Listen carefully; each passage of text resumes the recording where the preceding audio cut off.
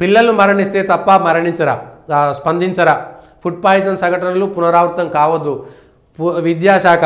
మధ్యాహ్న భోజనంలో సమస్యలు ఉన్నాయి త్వరలోనే పథకంలో మార్కులు విద్యా కమిషన్ చైర్మన్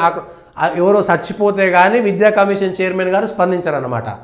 విద్యా కమిషను దానికి చైర్మను దానికి సలహాదారులు నక్సలైట్ మద్దతుదారులు దాంట్లో అంతమంది ఉంటారు కానీ ఎక్కడా కనిపించరు కొన్ని సమస్యలు ఉన్నాయంటారు మరి టీఆర్ఎస్ పార్టీ హయాంలో కూడా సమస్యలు ఉన్నప్పుడు మీరు స్పందించినటువంటి విధానం వేరే రకంగా ఉండే కదా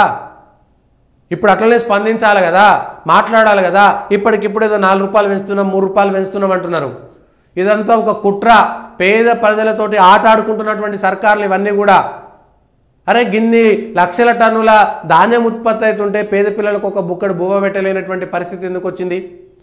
గుడ్డు పెడితే పెట్టిరో లేకపోతే కనీసం ఆ కూరగాయల భోజనమైన ఇస్కాన్ వాళ్ళకి ఇస్తే చాలా మంచిగా పెడతారు చాలా మంచి భోజనం పెడతారు టీచర్లకు కూడా పెడతారు అక్కడనే భోజనం అద్భుతంగా చేయగలుగుతారు వాళ్ళకి ఇచ్చేసేయండి ఎందుకు ఈ కర్మ విద్యా కమిషన్ చైర్మన్ ఆకునూరు మురళి మధ్యాహ్నం భోజనంలో సమస్యలు ఉన్నాయి హైకోర్టు తప్పు పట్టింది మేము నాన్ అవైలబుల్ వారెంట్ ఇస్తే అధికారులు మా ముంగడు రావాలి ఏం మాట్లాడుతున్నారు పిల్లలు చచ్చిపోతే కూడా మీరు పట్టించుకోరా ఇదేనా మీ ప్రభుత్వ విధానం ఇదేనా అధికారుల విధానం అని ప్రభుత్వం కొంచెం కన్నెర్ర చేస్తే హైకోర్టు కన్నెర్ర చేస్తే అప్పుడు కానీ మళ్ళీ ఇది కూడా